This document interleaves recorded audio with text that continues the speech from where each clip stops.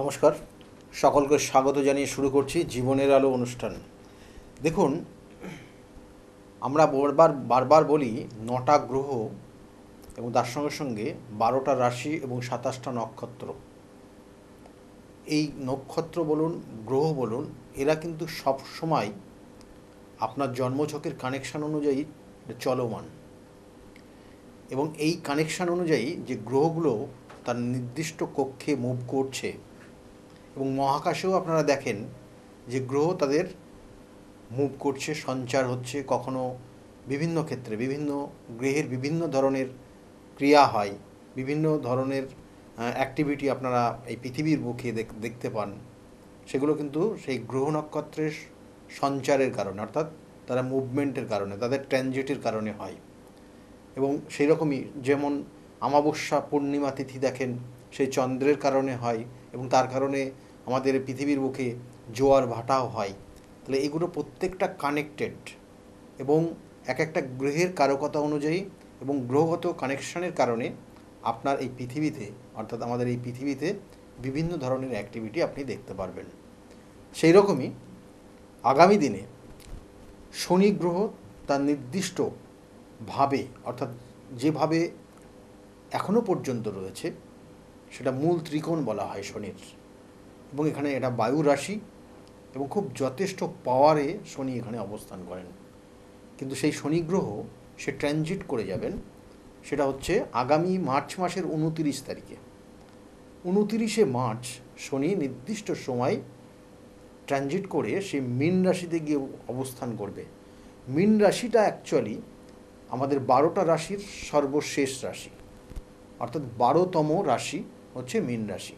তাহলে সেখানে অবস্থান করবেন, এবং এই অবস্থানের কারণে আগামী দিনে দেখবেন যে স্পিরিচুয়াল রিলেটেড, ধর্ম সংক্রান্ত বিষয় এছাড়াও বেশ কিছু জায়গা উঠে আসবে।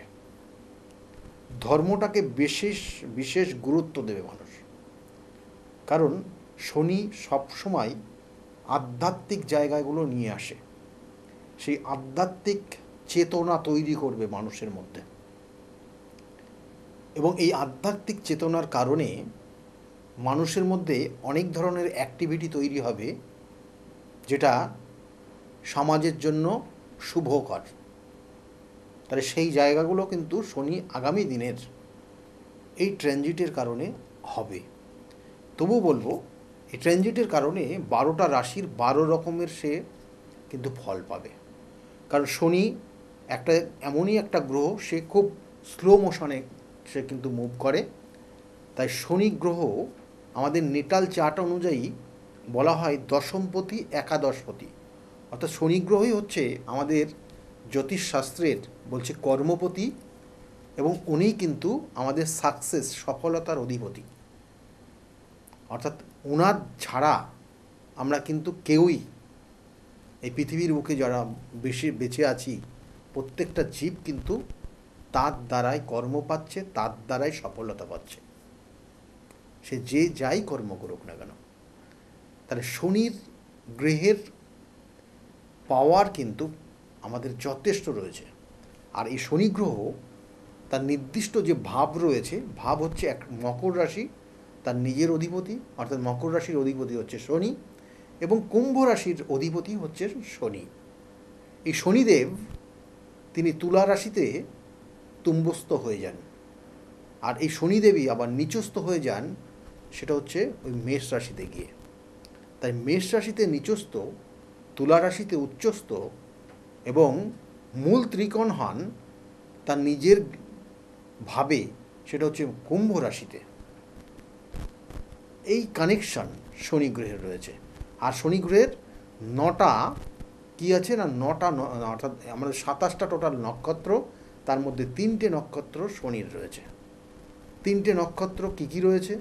কারণ এখানে এক হচ্ছে, অর্থাৎ এখানে যদি আপনারা বিশেষ করে হিসাব করেন, তাহলে যে পুষ্যা নক্ষত্র প্রথম, অর্থাৎ প্রথম শনির নক্ষত্র, এবং সেটা অবস্থান করছে কর্কট রাশিতে, জলরাশিতে, এবং সেটা হচ্ছে বলা হয় যে পুষ্যা নক্ষত্র। পুষ্যা নক্ষত্রে অনেক ধরনের তন্ত্রক্রিয়া ভীষণ ভীষণ কার্যকরী হয়। আমি সেই জন্য বারবার বলি, কোন তিথি নক্ষত্র দেখে যদি কাজ করা যায় তাহলে কাজের সাকসেস আসে।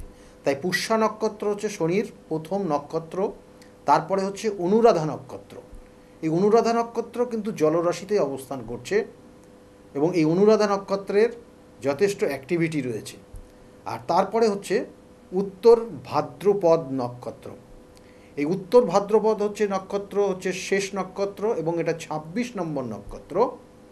এবং এই ২৬ নম্বর নক্ষত্র অর্থাৎ শেষ নক্ষত্রের ঠিক আগের নক্ষত্র, কারণ শেষ নক্ষত্র হচ্ছে রেবতী নক্ষত্র এবং তার আগের নক্ষত্র ২৬ নম্বর উত্তর ভাদ্রপদ নক্ষত্র, শনির নক্ষত্র। তাহলে এই ক্যালকুলেশন অনুযায়ী শনি কিন্তু ফল দেয়। আমরা বারবার বলি যে গ্রহ থেকে তার নক্ষত্র ওরা বেশি ফল দেয়, অর্থাৎ নক্ষত্র কিন্তু আমাদের জীবনে ফলটা দেয়।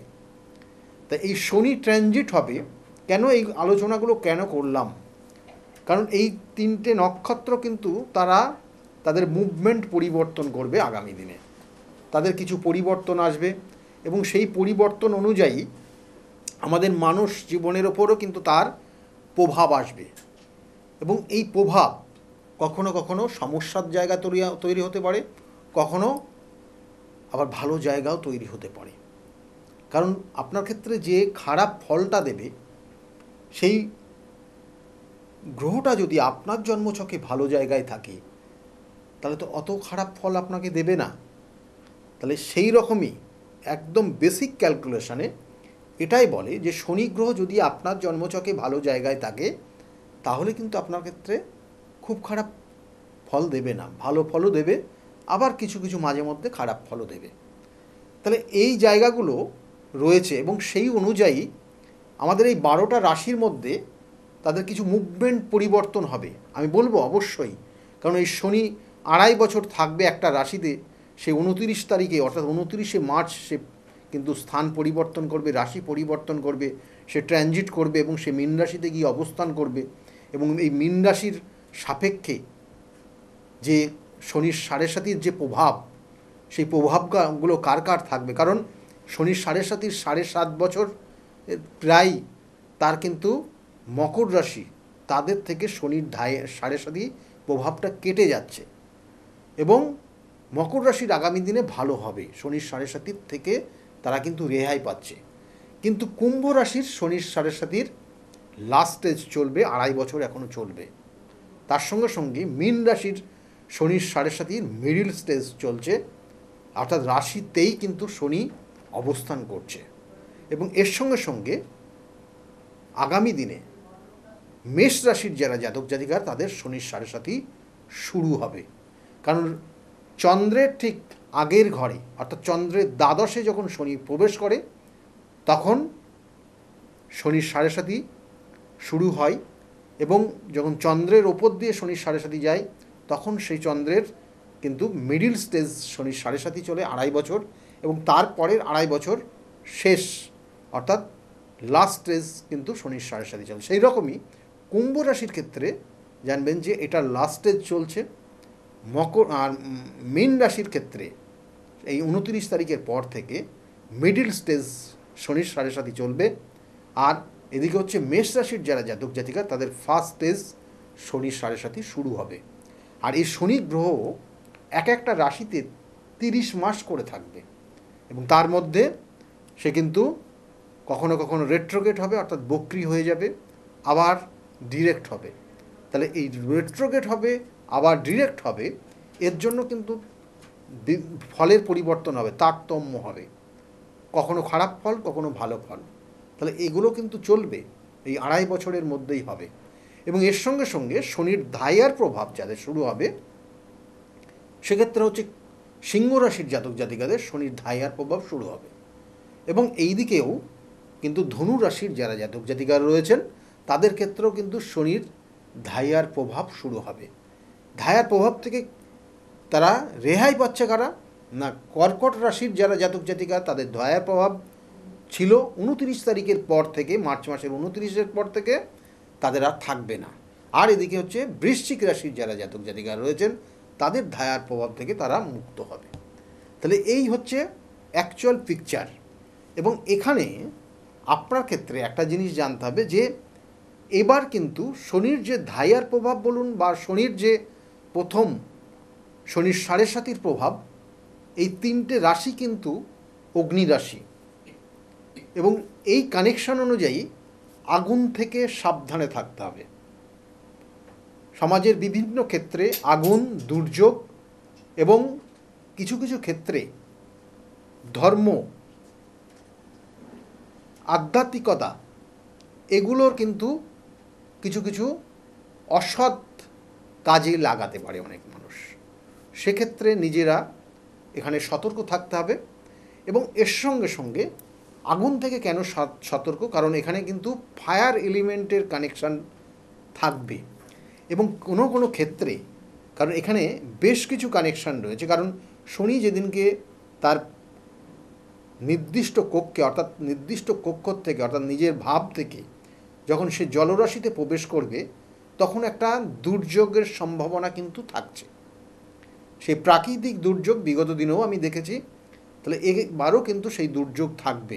এবং তার সঙ্গে সঙ্গে মীন রাশিতে সেখানে অবস্থান করছে রাহু, অবস্থান করবে এবং সেখানে অবস্থান করছে বুধ, অবস্থান করছে সেখানে অবস্থান করছে শুক্র, অবস্থান করছে এবং সেখানে রবির অবস্থান থাকছে। এবং এই রবির যে অবস্থান থাকছে এবং তার মধ্যে গিয়ে শনি অবস্থান করবে, এটা খুব ভাইটাল। এবং তার সঙ্গে সঙ্গে ওই 29 তারিখেই সেখানে থাকবে, অর্থাৎ সেখানে আর একটা প্রভাব বিস্তার করবে সেখানে, কারণ রবির অর্থাৎ সূর্যগ্রহণ তো শুরু হবে। অর্থাৎ ওই নির্দিষ্ট দিনটা কিন্তু সূর্যগ্রহণের একটা সময়, যেটা সময়কালটা হচ্ছে 2:20 থেকে দুপুরবেলা এবং সেটা 6:16 পর্যন্ত এই সময় সূর্যগ্রহণ থাকবে। তাই একই সঙ্গে একটা রাশির ওপর যে অবস্থান আগামী দিনে দেখতে চলেছি, তাতে কিন্তু নিজেরা খুব সতর্ক থাকতে হবে এবং ধর্ম এবং কিছু কিছু ক্ষেত্রে সাংস্কৃতিক কিছু সমস্যা, সেই সব জায়গাগুলো কিন্তু তৈরি হতে পারে, সেক্ষেত্রে সতর্ক থাকতে হবে। এবং এর সঙ্গে সঙ্গে বলবো, মেষ রাশির যারা জাতক জাতিকারা রয়েছেন তাদের কি হতে পারে এই ট্রানজিট বা শনির সাড়ে সাতির প্রভাব বা শনি গ্রহের ট্রানজিট। কারণ এখানে আরেকটা জিনিস অবশ্যই বলতে হচ্ছে, কারণ শনি গ্রহ সে ট্রানজিট করছে, অর্থাৎ তার মুভমেন্ট কিন্তু বলা হয় যে প্রত্যেক মাসে 1 ডিগ্রি করে সে পার করে। তাই এক একটা ভাবের যে স্প্যান সেটা হচ্ছে 30 ডিগ্রি এবং এই 30 ডিগ্রি পার করতে তার 30 মিনিট করে সময়, অর্থাৎ 30 মাস করে সময় লাগবে। অর্থাৎ এই 30 মাসে সে 2.5 বছরে সে একটা ভাবকে অতিক্রম করবে। তাহলে এই 30 মাস কী ধরনের ফল দিতে পারে আগামী দিনে 12টা রাশি একটু দেখে নেই। প্রথম অবস্থায় দেখুন, মেষ রাশির জাতক জাতিকাদের অর্থের জায়গা খুব সতর্ক থাকতে হবে। অর্থহানি এবং তার সঙ্গে সঙ্গে কিছু কিছু জায়গা রয়েছে, অর্থাৎ কিছু শারীরিক কিছু সমস্যার ইঙ্গিত রয়েছে। শরীর স্বাস্থ্য ভালো যাবে না, অর্থহানি চলবে, মান সম্মান কিছু ক্ষেত্রে হানি হতে পারে এবং অর্থকে সঞ্চয় ক্ষেত্রে কিন্তু অবশ্যই গুরুত্ব দিতে হবে, না হলে অর্থ দেখবেন কোনো না কোনো জায়গার থেকে বেরিয়ে যাবে। তাহলে এটার একটা কানেকশান কিন্তু তৈরি হচ্ছে। এবং এর সঙ্গে সঙ্গে যারা বৃষ রাশির জাতক জাতিকারা রয়েছেন তাদের জন্য বলবো যে মানসিক একটু দুশ্চিন্তা, ডিপ্রেশন এবং কাছের মানুষ দ্বারা কখনো কখনো আপনার সমস্যায় পড়তে পারেন। আপনার ক্ষেত্রে যে দুজনের মধ্যে অর্থাৎ মানুষের দ্বারা আপনি প্রতারিত হতে পারেন বা কোনো কাছের মানুষ আপনাকে প্রতারিত করতে পারে, তাহলে এটার কানেকশান কিন্তু থাকবে। এবং তার কারণে আপনার মন, আমাদের মনকে না চন্দ্র কন্ট্রোল করে, তাই সেই চন্দ্র কিন্তু কিছু কিছু ক্ষেত্রে নেগেটিভ ফল দেবে এবং তার কারণে কিন্তু আপনার মানসিক দুশ্চিন্তা বাড়বে। এবং এর সঙ্গে সঙ্গে যারা মিথুন রাশির জাতক জাতিকারা রয়েছেন তাদের জন্য যে জায়গাটা রয়েছে, এই ট্রানজিটের কারণে আপনার ক্ষেত্রেও কিন্তু মাথা গরম হবে, মাথা গরমের প্রবণতা বাড়বে এবং আপনার মধ্যে একটু অস্থিরতার জায়গা তৈরি হবে। এবং এই অস্থিরতা কোনো কোনো ক্ষেত্রে আপনাকে প্রতারিত করে দিতে পারে। এই অস্থিরতা আপনার ক্ষেত্রে বেহিসাবি কাজে আপনাকে নিয়োজিত করতে পারে এবং আপনার মধ্যে উচ্ছৃঙ্খল জীবনযাপন নিয়ে আসতে পারে। যারা মিথুন রাশি তাদের জন্য বললাম। এরপরে হচ্ছে কর্কট রাশির যারা জাতক জাতিকারা রয়েছেন, কর্কট রাশির জাতক জাতিকাদের ক্ষেত্রে কিন্তু অবশ্যই কিছু সাবধানতা নেবেন, কারণ রাশি হচ্ছে, রাশির অধিপতি হচ্ছে আপনার ক্ষেত্রে সেই চন্দ্র, এবং সেই চন্দ্রের কানেকশান অনুযায়ী এবং তার সঙ্গে সঙ্গে শনি গ্রহের কানেকশান অনুযায়ী আপনার রাশির সাপেক্ষে শনিদেব সে অবস্থান করছে আপনার ভাগ্যস্থানে। তাহলে ভাগ্যের কিছু পরিবর্তন লক্ষ্য করা যাচ্ছে, কিছু ভালোর দিকে আপনি যেতে পারেন। বিগত দিনের যে সাময়িক সমস্যাগুলো আপনি অতিক্রম করেছেন, আগামী দিনে সেই সমস্যার থেকে আপনি বেরিয়ে গিয়ে ভালো জায়গায় নিজেকে প্রতিষ্ঠিত করতে পারেন। যারা কর্কট রাশির জাতক জাতিকার তাদের জন্য বললাম। সিংহ রাশির কী হতে পারে না, সিংহ রাশির জাতক জাতিকাদের ক্ষেত্রে শনির ধাইয়ার প্রভাব শুরু হবে, সেই জন্য আপনার ক্ষেত্রেও কিন্তু অর্থহানির যোগ চলবে।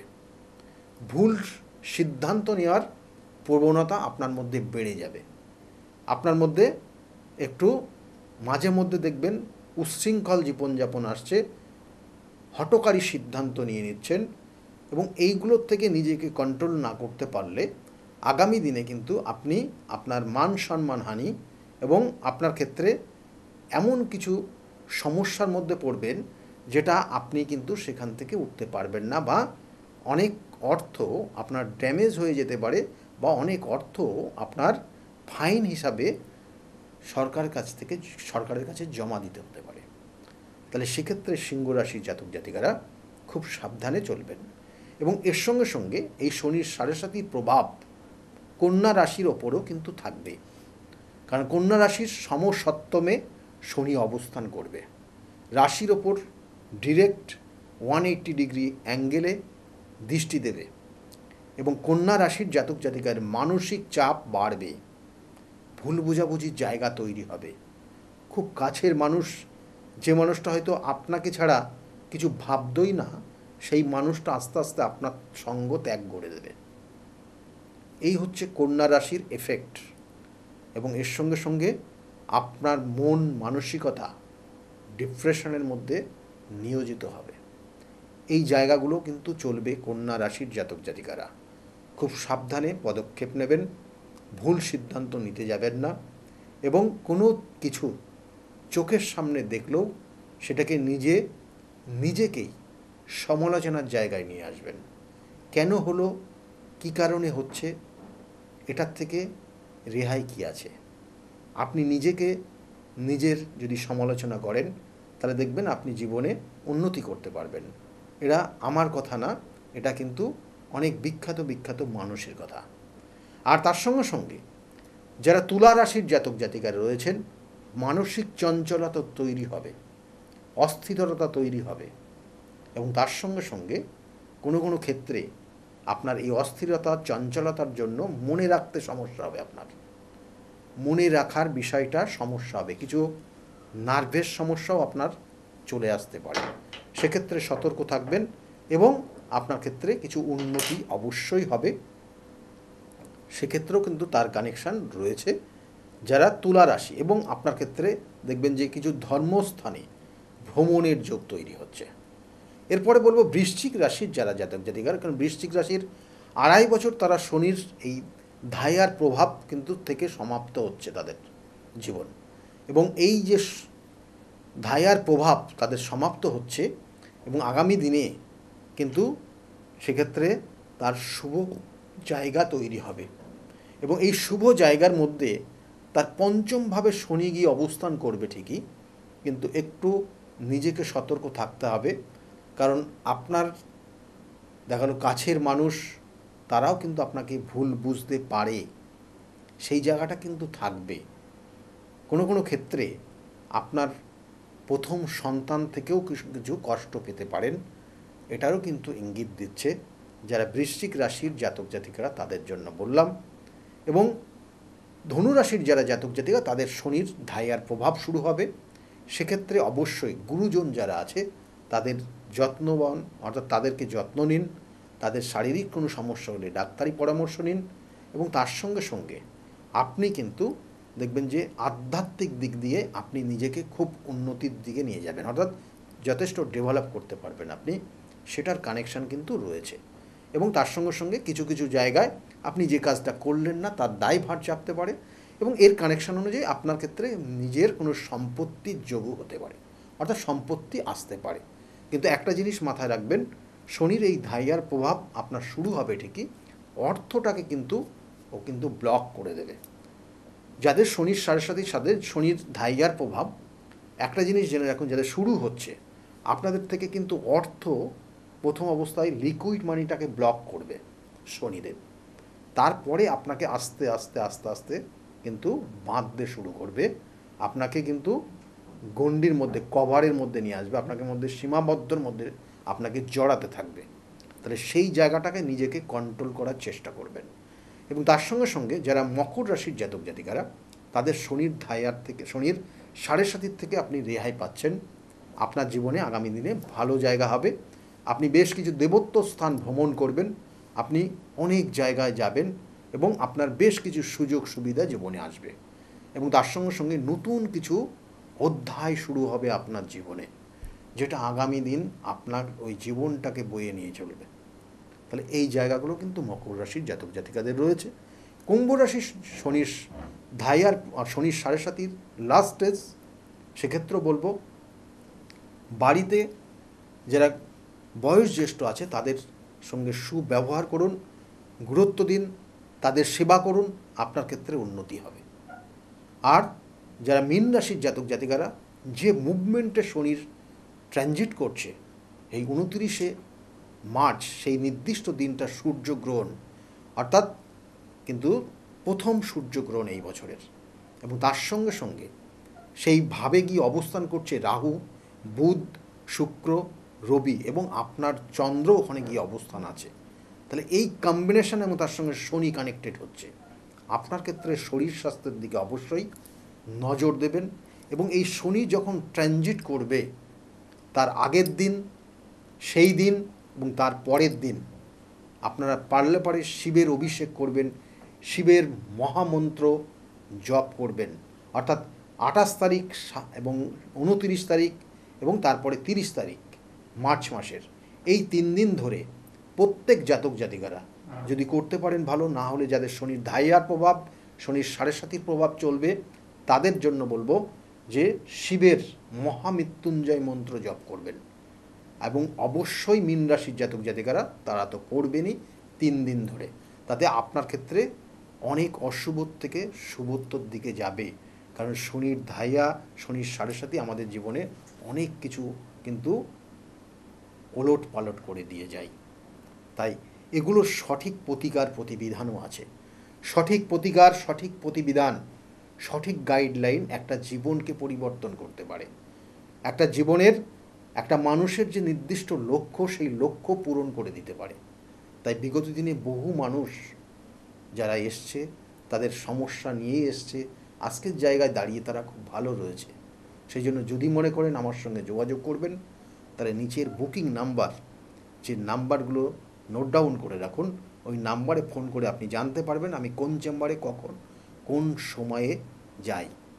আর শুনতে থাকুন বিগত দিনে যে সকল মানুষগুলো এসছিল, তাদের প্রতিকার নিয়েছে এবং সঠিক গাইডলাইনের মধ্যে দিয়ে তারা চলেছে, তাদের আজকের জায়গায় কতটা ভালো রয়েছে। সকলে ভালো থাকবেন, আগামী দিনগুলো প্রত্যেকের খুব শুভ হোক, এই শুভকামনা রইল। নমস্কার। ডক্টর গৌতম শাস্ত্রী আর 5 জন অ্যাস্ট্রোলজারের থেকে কেন তিনি আলাদা? স্বাভাবিকভাবে আপনাদের মনে এই প্রশ্ন আসতেই পারে। দূর দূরান্ত থেকে নানান সমস্যায় জর্জরিত মানুষ ছুটে আসেন তার কাছে। গ্রহদোষ হোক কিংবা কাল সর্পদোষ, অথবা ধরুন মাঙ্গলিক দোষ কিংবা অন্য যে কোনো সমস্যা, তারা জানেন সব সমস্যা স্থায়ী সমাধানে এক এবং অদ্বিতীয় ডক্টর গৌতম শাস্ত্রী। চলুন আজ আপনাদের সাথে পরিচয় করিয়ে দিই এমন কিছু মানুষের এবং শুনে নিই তাদের কথা। আমার বাবা 2021 সালে প্রথমবার স্যারের কাছে আসেন, আর মানে বাবার ব্যাপারে যে প্রেডিকশনগুলো করা হয়, মানে প্রত্যেকটা প্রেডিকশন প্রচণ্ড অ্যাকিউরেট ছিল। তারপরে তো বাবার বিভিন্ন কাজে মানে স্যার হেল্প করেছেন, যেগুলোতে রেমেডি দিয়ে প্রত্যেকটা কাজই তারপর মানে খুব আমরা ফলও পেয়েছিলাম। তারপর মা আমায় নিয়ে আসে। আমার ব্যাপারেও স্যার যে প্রত্যেকটা প্রেডিকশন করে প্রত্যেকটাই এতটাই অ্যাকিউরেট ছিল, মানে অনেকটা অবাক করার মতোই অ্যাকিউরেট ছিল। আর মানে মনে হয়েছিল আরও আগে আসলেই ভালো হতো, আরও অনেক কিছু বেটার হতে পারতো। কিন্তু তারপরে যখন রেমেডি নেওয়ার পরে আর প্রচণ্ড অনেক রকম ফল পেয়েছি আমি, আমার মা, আমার বাড়িরও সবাই এসেছে, মানে সবাই অনেক ভালো ফল পেয়েছি। আর মানে স্যার শুধুমাত্র ফলের দিক থেকেই না, এখানে এসে পুজো দিয়ে স্যারের ব্যবহারও খুব ভালো। আর মানে প্রত্যেকটা জিনিসের ক্ষেত্রে তিনি মানে খুব অ্যাটেন্টিভ, খুব ভালোভাবে শোনেন, প্রত্যেকটা জিনিসের সেভাবেই সলিউশন দেয়। তো আমি এসে তো খুব ভালো ফল পেয়েছি। আপনারা যদি দেখে থাকেন, আসবেন, মানে অবশ্যই ফল পাবেন। অনুপ চন্দ্র, আমি ডক্টর গৌতম শাস্ত্রী স্যারের সাথে বিগত 6 বছর ধরে মানে যোগাযোগে আছি। আমি যখন কলেজে স্টুডেন্ট ছিলাম তখন থেকে স্যারের কাছে কনসালটেশন নেই। পড়াশোনাতে ওনার গাইডেন্সের মাধ্যমে আমি বিটেক কমপ্লিট করি, তারপরে আরও কিছু পড়াশুনো করছি এখন। সাথে সাথে কেরিয়ারের ওনার প্রচুর গাইডেন্স পেয়েছি। ওনার গাইডেন্সের মতো আমি এখন একসাথে 3খানা ব্যবসা প্যারালালি রান করছি। 3টেই কিন্তু ইন্ডিয়ার বাইরের, নট অনলি ইন ইন্ডিয়া, 3টে ইন্ডিয়ার বাইরে। এখন একটা ছোট অ্যাচিভ করেছি। রিসেন্টলি আমি একটা গাড়ি কিনেছি, যেটা Volkswagen কোম্পানি, 25 lakhs অ্যান্ড অ্যাবাভের। পরবর্তীকালে বেশ কয়েকটা গোল আছে। স্যারের গাইডেন্সের মাধ্যমে সেই গোলসের ওপরে আমি টাইম টু টাইম কাজ করছি। ওনার কনসালটেন্সিটা এতটাই ভালো কি আপনাকে উনি মান্থ টু মান্থ বলতে পারেন কি কোন সময়ে আপনি কিভাবে রিঅ্যাক্ট করবেন, কিভাবে এক্সিকিউট করবেন নিজের কাজ। যদি আপনি সেই কাজগুলো সেই ওনার কথা অনুযায়ী আপনি যদি এক্সিকিউট করেন, ডেফিনেটলি আপনার গোলটাও টাইম মতো কমপ্লিট হবে। আর আমি সবাইকে এটাই বলবো, যদি আপনারা বিশ্বাস করে আসেন তবেই কিন্তু হবে। যদি বিশ্বাস না থাকে তাহলে কিন্তু কোনো কিছু হবে না। আপনাকে সেই বিশ্বাসটা রাখতে হবে। স্যারের কাছে আমি 2019 সাল থেকে আসছি। তো আমি স্যারের কাছে এসে আমি স্যারের যা প্রেডিকশন ছিল সবগুলোই মিলে গেছে এবং হুবহু আমার কিছু না বলার আগেই উনি সব কিছু বলে দিয়েছিলেন। তাই জন্য আমি ফল পেয়েছি বলে আমি ওনার কাছে এত দূর কাঁচরাপাড়াতে এসেছি। দাদার কাছে এসে আমি আমার নিজের সংসারের যা দায়িত্ব ছিল, অসুবিধা ছিল, সেই সবগুলোও আমি পেয়েছি। কি কাজকর্ম ছিল না, সেই সব কাজকর্মগুলোও আমি নিজের হাতে পেয়েছি, সব কিছু পেয়েছি। যেখান থেকে যা আমি ঋণ করেছিলাম সেগুলোও আমি আজ শোধ করতে পেরেছি। নিজেকে অনেক সংসার থেকে আমি মুক্ত হতে পেরেছি সব কিছু করে। আমি গৌতম শাস্ত্রীকে দেখে, টিভির পর্দায় দেখে তার নর্মতা, ভদ্রতা আমার খুব মনে লেগে গেল। তখন তাকে খুঁজতে খুঁজতে তার কাছে আসি। কিন্তু অনেক জ্যোতিষী দেখেছি টিভির পর্দায়, আমার মনের মতো হয়। কিন্তু ওনার ভাষা সব কিছু আমার খুব ভালো লাগে। ওই জন্য ওনার কাছে এসে আমি অনেক উপকৃত। আমার দেহের এবং মনের শান্তি, অনেক কিছু আমার নিজের জনদের, ছেলে মেয়ে, নাতনিদের জন্যে অনেক সমস্যা উনি সমাধান করে দিয়েছে। আমার এক নাতনির 16 বছর বাচ্চা হয় না, তাকে পর্যন্ত এনে দেখালাম, তার কোলেও বাচ্চা দিয়েছে। এর থেকে আনন্দ আমার আর কি আছে? তার কোনো চাহিদা নেই, কোনো চাহিদা নেই। দিলেই কি না দিলেই কি, কোনো চাহিদা নেই। আপনারা একবার এসে যোগাযোগ করেন। কামাখ্যা মা, তারা মা, গৌতম শাস্ত্রী তাদেরই একজন ভক্ত। তাদের সাধনার ফলে আজকে আমাদের প্রত্যেকের কাছে পৌঁছিয়ে দিচ্ছে সেই শান্তির সাহারা। যে যেখানে আছেন, আপনারা যারা আসেননি তারাও এসে তার সঙ্গে দেখা করুন, যোগাযোগ করুন। আপনাদের সমস্যার সমাধান হবে ও শান্তি পাবে। আমি তো খুব ভালোবাসি, অন্তর থেকে ভালোবাসি, কেন আমি তো উপকৃত। ভারতবর্ষময়ী তার নামে যেন ছড়িয়ে পড়ে আমার এই প্রার্থনা। আপনার নাম কি? আমার নাম পলি দাস। আপনি কবে থেকে আসছেন? আমি 4 বছর হয়ে গেল এখানে আসছি। আচ্ছা, আপনি যে এতদিন ধরে আসছেন, আপনি কোনো কাজ পেয়েছেন? অবশ্যই। হ্যাঁ, প্রথমে আমার মেয়েকে আমি পড়াশোনার ব্যাপারে, ওর যাতে পড়াশোনায় মন আসে এইসব ব্যাপারের জন্য এসেছিলাম। আস্তে আস্তে দেখলাম আমার মেয়ের অনেক ইমপ্রুভ হচ্ছে। তারপর আমি সবাইকে, আমার আশেপাশে বন্ধু বান্ধব আত্মীয় স্বজন যে আছে সবাইকে বললাম যে দেখো আমার মেয়ে অনেক চেঞ্জ হচ্ছে, মানে ও খুব দুষ্টু ছিল, পড়ায় মন বসতো না, সেগুলো হয়েছে। তারপর থেকে বন্ধু বান্ধব সবাইকে বললাম, সবাই আসলো, সবাই খুব আনন্দ, সবাই খুব খুশি, আমিও তো ভীষণ খুশি। আমার আচ্ছা, আজকের ডেটে দাঁড়িয়ে অ্যাস্ট্রোলজার ডক্টর গৌতম শাস্ত্রীর কাছ থেকে যে আপনি যে স্যাটিসফাই হয়েছেন, তা কতটা আপনি স্যাটিসফাই হয়েছেন? হ্যাঁ, আমি তো মানে সত্যিকারেরই মন থেকে বলছি, মানে পুরোটাই আমি আমার মানে যতটা আমি চেয়েছিলাম, বেশি তো মানে কম বললে ভুল হবে, বেশি হয়েছে, বরং আমার আনন্দের জায়গাটা এতটাই বেশি হয়ে গেছে। তার মানে আপনি পুরোপুরি স্যাটিসফাই, তাই তো?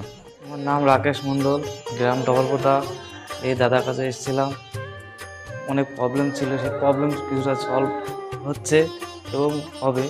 এই অমাবস্যার দিন এই যজ্ঞ হচ্ছে, অনেক দূর দূর থেকে মানুষজন আসছে, কাজ হচ্ছে বলে সবাই তো আসছে, আমিও এসছি, আবারও আসবো। নমস্কার, আমি জয়িতা গুহ। আমি গত এপ্রিল মাস থেকে খুব সমস্যায় পড়েছিলাম। আমার কাজের দিক থেকে সমস্যা ছিল, বসের সাথে এবং পারিপার্শ্বিক আমার যে কলিগরা ছিল তাদের সাথে খুবই সমস্যা জড়িত হয়েছিলাম।